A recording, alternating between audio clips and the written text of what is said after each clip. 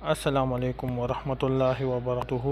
حضور پاک صلی اللہ علیہ وآلہ وسلم کی وفات اور اولاد دینے والا بہت ہی زبردست واقعہ مولانا عمر پالن پوری صاحب کی آواز میں تمام دوست اس بیان کو ضرور دیکھیں۔ جب حضور اکرم صلی اللہ علیہ وسلم کا آخری وقت تھا اس دنیا کا تو تھوڑی سی طبیعت تھوڑی سنبھل گئی آپ کی، تو حضرت صدیق اکبر جو تھے اجازت لے کر گھر تشریف لے گئے۔ دوسری جو امہات المومنین تھیں وہ بھی اپنے اپنے حجروں میں تشریف لے گئیں۔ حضرت عائشہ تیمارداری کے لیے رسول پاک صلی اللہ علیہ وسلم کے پاس موجود تھیں۔ حضرت عائشہ فرماتی ہیں کہ رسول پاک صلی اللہ علیہ وسلم کی دنیا کی یہ آخری رات تھی اور سکرات کا وقت تھا، اور میں تیمارداری کر رہی تھی، اور میرے گھر کے اندر چراغ جلانے کے لیے تیل نہیں تھا، اور میں اندھیرے کے اندر تیمارداری کر رہی تھی۔ روشنی کرنے کے لیے میں نے اپنی پڑوسن سے تیل مانگا، تب جا کے روشنی ہوئی، اور اسی حالت میں رسول پاک صلی اللہ علیہ وسلم اللہ کو پیارے ہو گئے۔ صدیق اکبر رضی اللہ تعالیٰ عنہ پر خبر پہنچی تو وہ وہاں سے بے چین ہو کر چلے۔ مجمع حضرت عائشہ رضی اللہ عنہا کے حجرے کے سامنے جمع ہو گیا۔ حضرت عمر بڑے بے چین بے قرار، اور حضرت عمر کھڑے ہو کر تقریر کر رہے تھے کہ حضور اکرم صلی اللہ علیہ وسلم ابھی آپ کی روح نہیں نکلی اور آپ یہیں پر ہیں، اور جب تک یہ سارے فتنے ختم نہ ہو جائیں جب تک آپ اس دنیا سے نہیں جائیں گے۔ خبردار کوئی مت کہو کہ حضور چلے گئے، وہ اس تقریر کو کر رہے۔ حضرت عثمان خاموش بیٹھے، سارا مجمع زار و قطار رو رہا۔ حضرت صدیق اکبر وہاں پر پہنچے اور اندر تشریف لے گئے۔ حضرت عائشہ کے حجرے میں رسول کریم صلی اللہ علیہ وسلم کا بدن مبارک چار پائی کے اوپر تھا۔ حضرت صدیق اکبر نے رسول کریم صلی اللہ علیہ وسلم کے چہرے انور سے چادر جو ہٹائی اور آپ کا چہرہ دیکھا تو انداز لگ گیا کہ آپ کی روح مبارک پرواز کر چکی۔ حضرت ابوبکر صدیق نے رسول پاک صلی اللہ علیہ وسلم کی پیشانی پر بوسہ دیا اور یوں کہا کہ طبتا حیم و میتا، آپ دنیا میں ہوں یا آپ دنیا سے تشریف لے جائیں، دونوں حالتوں میں آپ مبارک ہیں۔ یہ کہہ کر چہرے انور ڈھانک لیا، اور پھر حضرت ابوبکر باہر تشریف لائے، اور باہر تشریف لا کر سارا مجمع صحابہ کا زار و قطار رو رہا ہے۔ آپ نے کھڑے ہو کر سب کی ہمت بندھائی۔ حالانکہ سارے صحابہ میں سب سے زیادہ صدمہ اگر تھا تو حضرت صدیق اکبر کو تھا، لیکن ایسے موقع پر جمانا بھی ضروری، تو حضرت صدیق اکبر رضی اللہ عنہ نے کھڑے ہو کر دو باتیں بتائیں کہ رسول کریم صلی اللہ علیہ وسلم دنیا میں تشریف رکھتے ہوں تو، اور دنیا سے تشریف لے جائیں تو، ہمیں دو باتیں دے کر گئے ہیں، ایک تو اللہ کا دین اور ایک اللہ کے دین کی محنت۔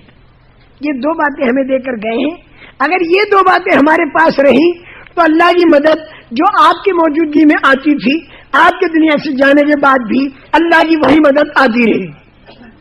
اور پھر آیت کریمہ بڑی، وما محمد الا رسول قد خلت من قبله الرسل افإن مات او قتل انقلبتم على اعقابكم ومن ينقلب على عقبيه فلن يضر الله شيئا وسيجزي الله الشاكرين۔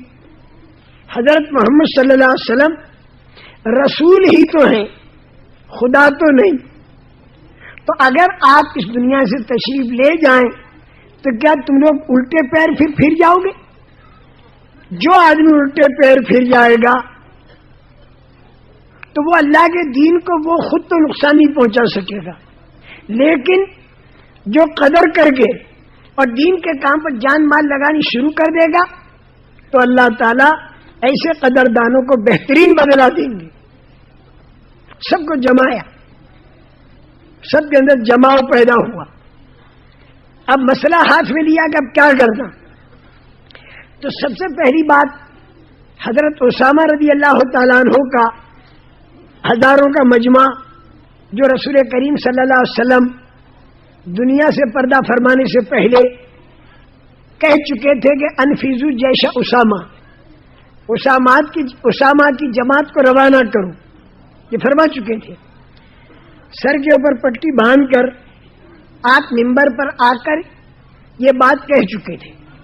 تو حضرت اسامہ کا جو مجمع تھا وہ مدینے سے 7 میل دور جرف کے اندر جا کر ٹھہر رہا تھا۔ وہ مجمع جا ہی رہا تھا ملک شام کی طرف، اور خبر آئی کہ رسول پاک صلی اللہ علیہ وسلم دنیا سے پردہ فرما گئے۔ تو اس لشکر کے جو ذمہ دار تھے وہ سارے مدینہ منورہ آئے، اور حضرت ابو بکر صدیق رضی اللہ تعالیٰ عنہ کی خلافت وجود میں آئی۔ اور سب سے پہلا مشورہ یہ ہوا کہ حضرت اسامہ کے لشکر کو بھیجا جائے یا نہ بھیجا جائے۔ تو سب نے ایک زبان ہو کر یہ بات کہی کہ ان حالات میں حضرت اسامہ کے مجمع کو نہ بھیجا جائے۔ کیوں کہ چاروں طرف سے فتنے کھڑے ہو گئے، تو مدینہ منورہ کی عورتوں اور بچوں کا کیا ہوگا؟ پھر یہ عورتیں پوری امت کی مائیں ہیں، ان کا کیا ہوگا؟ سب کی یہ رائے تھی۔ لیکن حضرت ابو بکر صدیق رضی اللہ تعالیٰ عنہ نے سب کے ذہن میں یہ بات ڈالی کہ یہ ہزاروں کا مجمع اگر ٹھہر گیا عورتوں بچوں کی حفاظت میں، تو بغیر اللہ کی مدد کے کچھ نہیں ہوگا۔ جب اللہ کی مدد حنین میں رکی رہی تو 12,000 کا مجمع کچھ نہیں کر سکا۔ جب احد کے اندر اللہ کی مدد اوپر چلی گئی تو 700 کا مجمع کچھ نہیں کر سکا۔ آج بھی اگر اللہ کی مدد آسمانوں پر چلی جائے گی تو یہ ہزاروں کا مجمع عورتوں بچوں کے لیے کچھ نہیں کر سکے گا۔ اور مدد اللہ کی آتی ہے نبی کی بات کے پورا کرنے سے۔ احد کے اندر نبی پاک صلی اللہ علیہ وسلم کی بات چھوٹ گئی تو مدد اٹھ گئی۔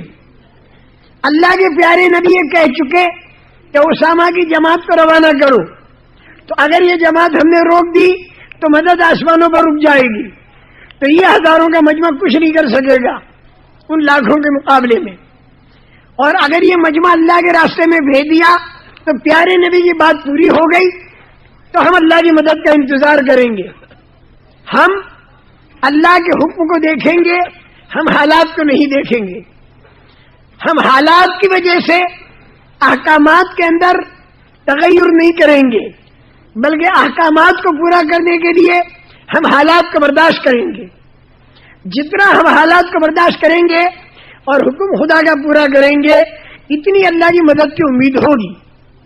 یہ تقریر کی حضرت صدیق اکبر رضی اللہ عنہ نے۔ پھر لوگوں نے یہ کہا، اور خاص کر کے حضرت عمر نے بھی، کہ حضرت مشورہ کر لیجئے، مشورہ کر لیجئے۔ مشورہ تو قرآن میں ہے، امرہم شورا بینہم وشاورہم فی الامر۔ تو حضرت ابو بکر صدیق نے فرمایا کہ جو بات کھلم کھلا حکم آ گیا اس حکم میں کوئی مشورہ نہیں، وہ حکم تو پورا کرنا پڑے گا، منسوس۔ 5 وقت کی نماز کھلم کھلا ہم پر فرض ہے، تو ہم یہ مشورہ نہیں کر سکتے کہ بھئی آج تو ہم تھکن کے مارے 4 وقت کی پڑھ لیں اور کل 6 وقت کی پڑھیں۔ یہ مشورے کی چیز نہیں۔ مشورے کی چیز کیا ہے؟ جہاں کھلا ہوا حکم نہ ہو کہ بھئی یہ آدمی کون سے ملک میں جائے، یہ آدمی کون سے ملک میں جائے، یہ آدمی مقامی کام میں کیا کرے، یہ مشورے کی چیز ہے، لہذا جماعت چلی جائے۔ پھر لوگوں نے کہا کہ امیر المومنین، جب رسول کریم صلی اللہ علیہ وسلم نے حکم دیا تھا اس جماعت کے بھیجنے کا، اس وقت کے حالات ٹھیک تھے اور آج کے حالات خراب ہیں، تو اس لیے روک لیا جائے مجمع۔ تو حضرت ابو بکر صدیق نے کہا کہ اس وقت کے حالات ٹھیک تھے، ابھی حالات ٹھیک نہیں، لیکن اس وقت اللہ کی وحی اترتی تھی، اور وحی کا بھیجنے والا اللہ جو ہے وہ آئندہ آنے والے سارے حالات کو، زمانوں کو جانتا ہے، اور اس کو سامنے رکھ کر اللہ نے وحی اتاری ہے۔ اس وحی کے اوپر ہم چلیں گے تو اللہ کی مدد ہمارے ساتھ ہوگی، اور جب اللہ کی مدد ہمارے ساتھ ہوگی تو ساری دنیا کی طاقتیں اور سرمایہ دار خدا کا مقابلہ نہیں کر سکیں گے. چنانچہ حضرت اسامہ نے لشکر کو بھیج دیا اور مدینہ منورہ کے اندر تقریباً 150-200 کے قریب آدمی رہ گئے. اب ایک معاملہ آیا، عربوں کے قبیلے مرتد ہو رہے ہیں، تو حضرت ابوبکر صدیق نے جمع کیا ان 150-200 کو اور یوں کہا نکلو اللہ کے راستے میں.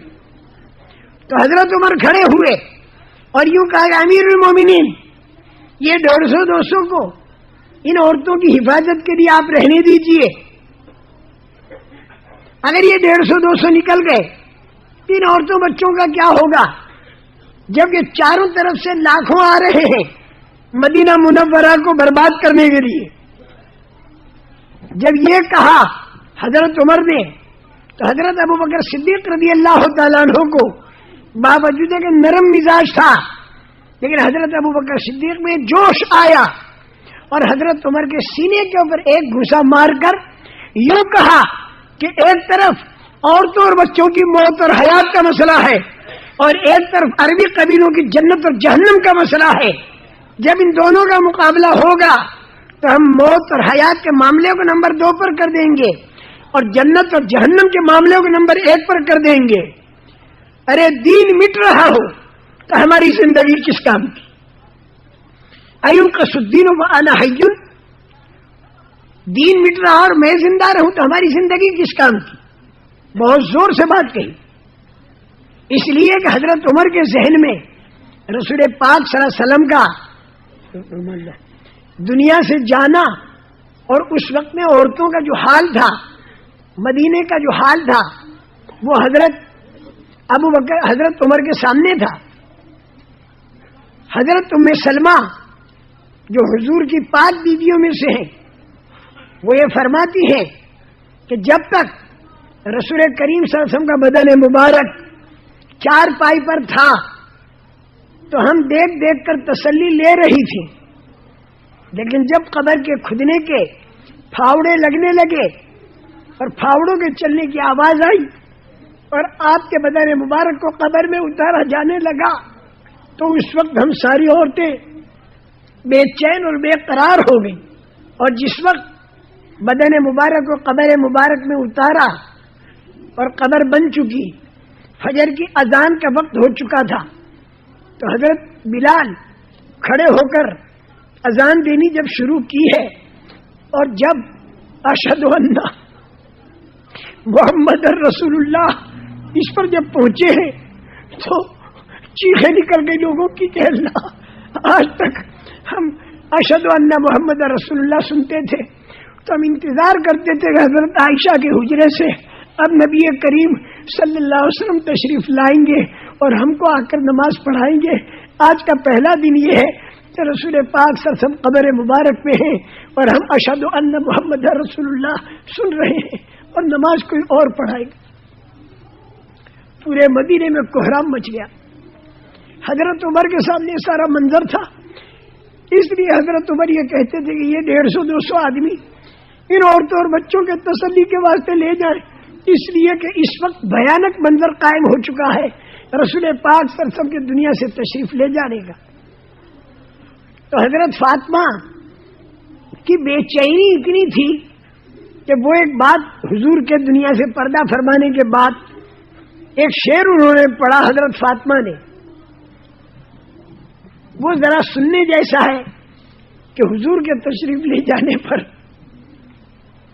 ساری امت پر صدمہ تھا، لیکن حضرت فاطمہ تو بیٹی تھی، ان پر کتنا صدمہ تھا.